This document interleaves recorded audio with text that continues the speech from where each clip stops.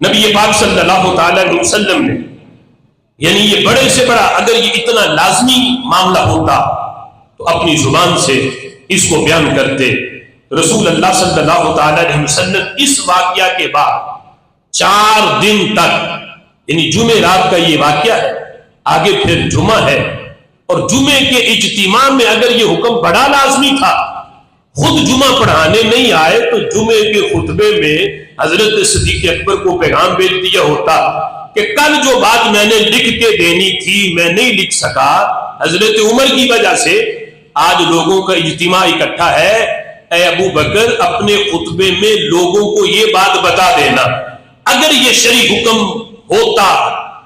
یعنی اگر یہ قرآنی حکم ہوتا اور شریعت کے احکام میں سے یہ بھی کوئی حکم ہوتا اور لازمی ہوتا تو نبی پاک علیہ الصلوۃ والسلام ان 4 دنوں کے اندر دوبارہ کاغذ مانگ لیتے.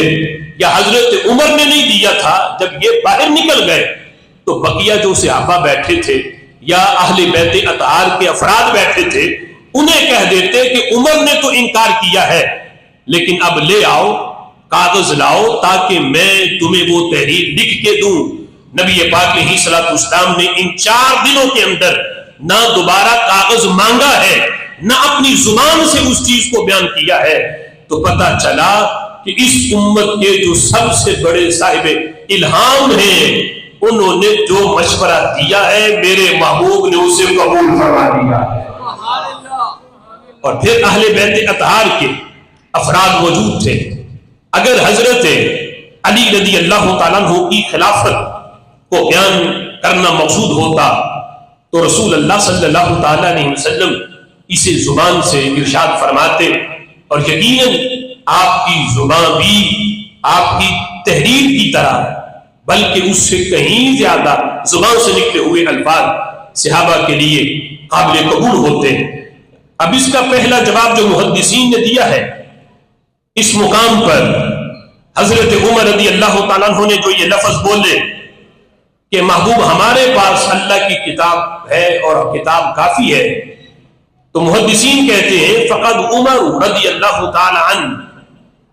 کہتے ہیں التخفیف علی النبی صلی اللہ علیہ وسلم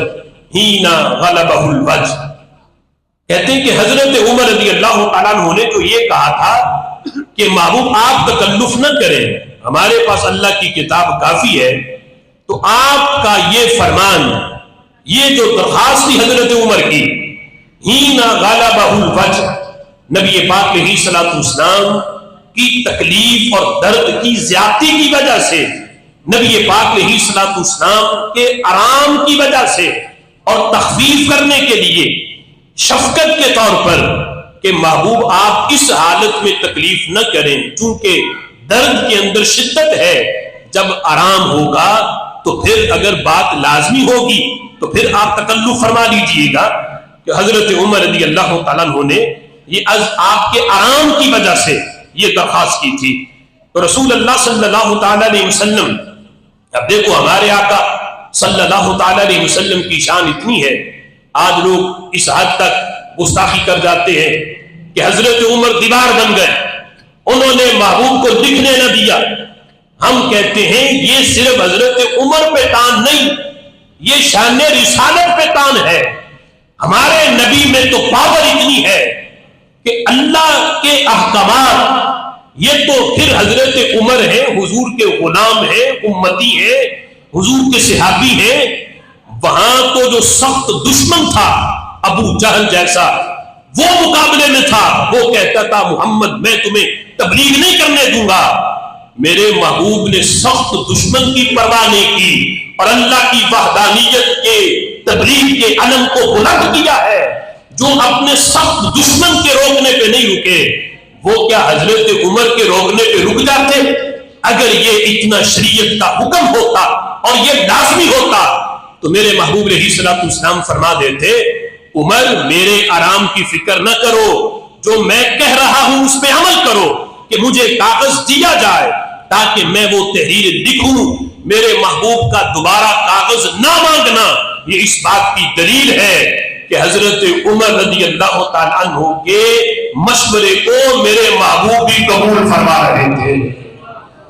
کہ صحابہ اکرام علیہم رضوان کو، اور یہ امتحان تھا صحابہ کا، تو میرے محبوب علیہ الصلوۃ والسلام نے جس وقت حضرت عمر نے کہا نا کہ محبوب اصول تو آپ نے دے دیے، اب ان اصول پہ آگے مسئلے بیان کرنا اور مسئلوں کا حل کرنا، محبوب ہم ایک مسئلے کو دوسرے پہ قیاس کر کے بھی حل کرتے جائیں گے، کسر آپ نے کوئی نہیں چھوڑی، اصول آپ نے دے دیے۔ مثال کے طور پہ جس طرح نبی پاک علیہ الصلوۃ والسلام نے کی بارگاہ میں ایک صحابی آئی، انہوں نے کہا کہ محبوب میری امی جان نے نظر مانی تھی کہ میں حج کروں گی، لیکن وہ حج نہ کر سکی، منت مانی تھی حج کرنے کی لیکن فوت ہو گئی حج کیے بغیر، تو محبوب یہ بتائیں کہ اگر میں حج کروں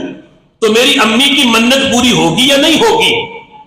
تو میرے آقا علیہ الصلوۃ والسلام سے جس وقت پوچھا گیا تو میرے محبوب نے خود مسئلے حل کرنے کا طریقہ بتایا، فرمایا میں نے تمہیں اصول دے دیے ہیں، اب ہر مسئلے کا من و ان انہی الفاظ کے ساتھ جواب لکھا ہوا ہو تو صحابہ یہ ضروری نہیں، اصول تمہارے پاس ہیں، آگے پیش آنے والے قیامت تک جتنے مسئلے ہیں ان کو ان پر قیاس کر کے بھی تم حل کر سکتے ہو۔ اب وہ میرے محبوب نے مسئلہ حل کیسے کیا؟ فرمایا یہ بتاؤ صحابیہ، اگر تیری امی پہ قرض ہوتا، کسی کے پیسے دینے ہوتے، وہ پیسے دیے بغیر دنیا سے چلی جائے اور تم اپنی امی کی طرف سے قرضہ ادا کرو